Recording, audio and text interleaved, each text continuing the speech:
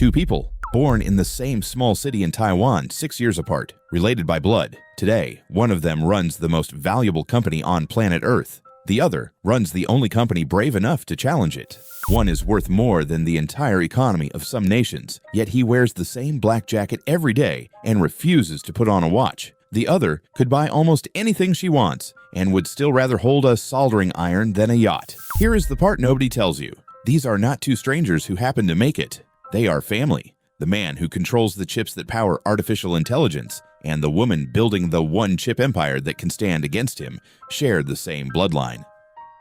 This is Asian Dynasty, and this is not the story of two tech billionaires. It is the story of one family, a single Taiwanese bloodline that somehow came to design the brains of the entire machine age. By the end of this video, you will see how it happened, how much it is really worth, and why the next generation of this dynasty is already quietly working inside the empire. We start in a place most people in Silicon Valley have never visited, Tainan, an old port city on the southern coast of Taiwan. This is the hometown. This is where the dynasty begins. In 1963, a boy named Jensen Huang was born here. 6 years later, in 1969, a girl named Lisa Su was born in the very same city. They did not grow up together. They did not even know each other as children. Their families scattered across the world, chasing schools and opportunity, the way so many families in this story do.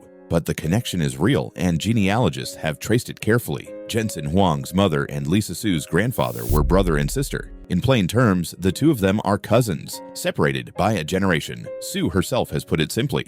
"We are distant relatives," she said. They would not actually meet until they were both well into their careers, both already running giant companies. So hold that thought. Two children, born in the same Taiwanese city, from the same family tree, who would each grow up to run one of the two most important chip companies in the world. Let us follow the first branch. Jensen Huang's path to the top is one of the strangest in American business. When he was 5, his family moved to Thailand. When he was 9, his parents made a decision that would change everything. They sent him and his older brother alone to the United States to live with a relative. The boys ended up at a small, strict boarding school in rural Kentucky. It was not a fancy academy. Jensen, a 9-year-old who barely spoke English, was given a job. He cleaned the bathrooms. Every day, he scrubbed the toilets of the dormitory. It got harder before it got easier. As a teenager out in Oregon, he took a job at a Denny's diner. He was 15. He washed dishes on the late shift, bussed tables, and waited on customers. He stayed for about 5 years. He has said, only half joking, that he cleaned more toilets and carried more plates than anyone you will ever meet,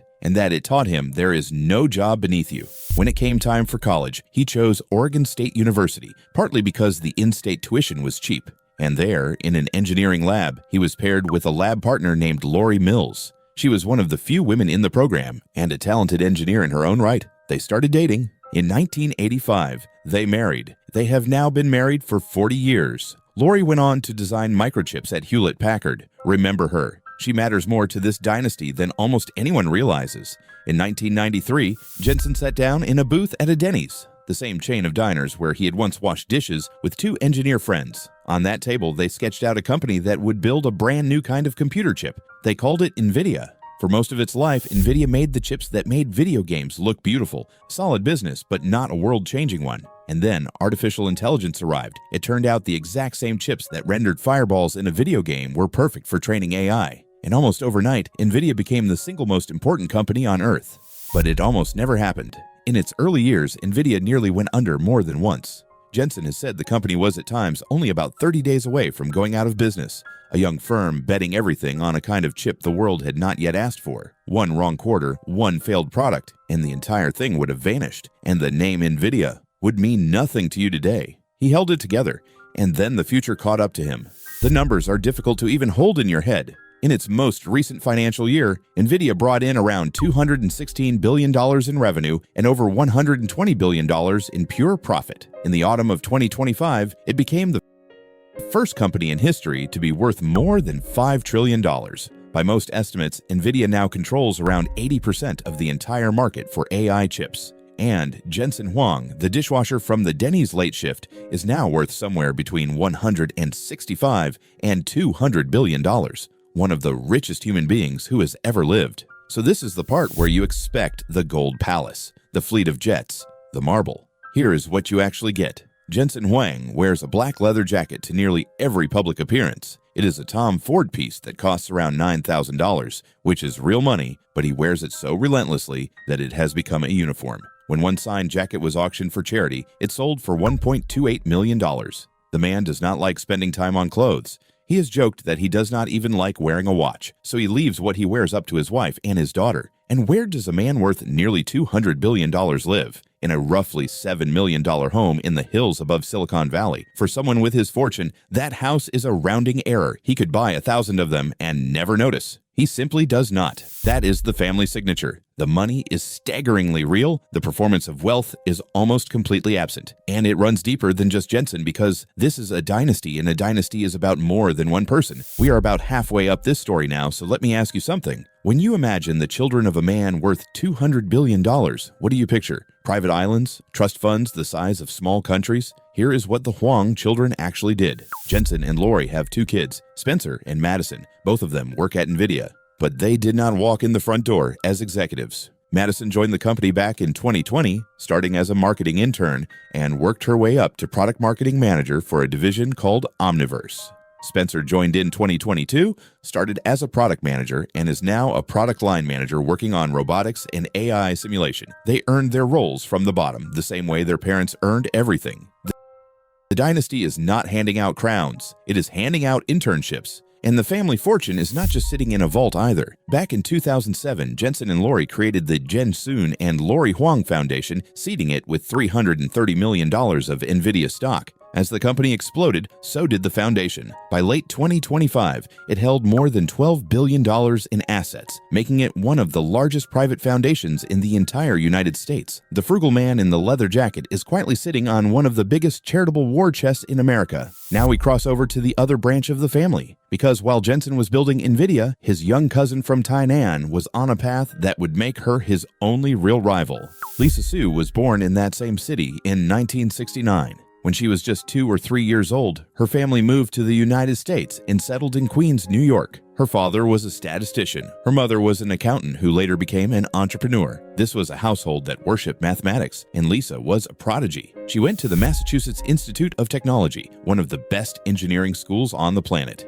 And she did not just earn 1 degree, she earned 3: a bachelor's, a master's, and a PhD. All in electrical engineering. Her doctoral research was on a technology called silicon-on-insulator, an advanced method that helped make modern chips faster. While Jensen was the showman building a company, Lisa was the deep technical engineer, the person who actually understood the silicon at the atomic level. In 2014, she was named the chief executive of Advanced Micro Devices, the company known as AMD. She was the first woman ever to lead it. And she walked into a disaster. AMD at that time was nearly bankrupt, its stock trading near $2, written off by almost everyone in the industry as a dead company walking. Then Lisa Su did one of the great turnarounds in the history of American business. She bet everything on a new generation of chips. She rebuilt the engineering culture, and under her leadership, AMD's stock has risen more than 14,000%.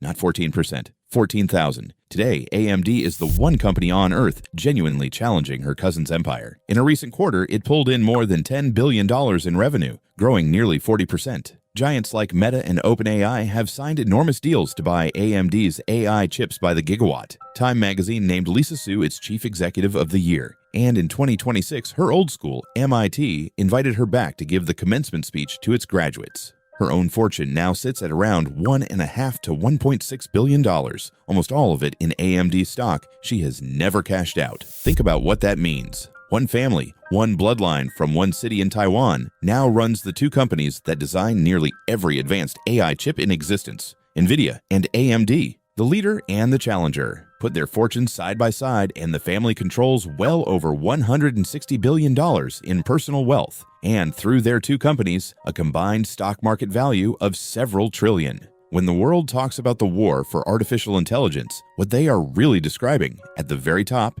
is a contest between 2 relatives who did not even grow up in the same country. And Lisa Su carries the exact same family trait as her cousin. She is not a flashy mogul. By every account, she is happiest as an engineer in the lab talking about the chip itself. Her wealth is locked in the company. Her status comes from the work, not from the spending. She wears the success the same quiet way Jensen wears that leather jacket, like it is simply not the point. So step back and look at the whole pattern. A man who scrubbed toilets in Kentucky and washed dishes at a Denny's. A woman who chased mathematics from Queens to MIT. Two people from the same family born in the same Taiwanese city who were each told in their own way that the work was the only thing that mattered. Neither of them built a life around looking rich. They built lives around building things. The fortune was just the exhaust of the engine. It was never the destination. That is what tech royalty actually looks like in this valley. Not crowns, not palaces. A bloodline of obsessive engineers who would rather solve the hardest problem in the room than show you what they own. The most powerful family in the world of AI is led by a man in a worn leather jacket who will not wear a watch, and a woman who would trade a yacht for an afternoon in the lab. And they are just getting started because the next generation is already inside the building, learning the family business from the bottom up. So here is my question for you.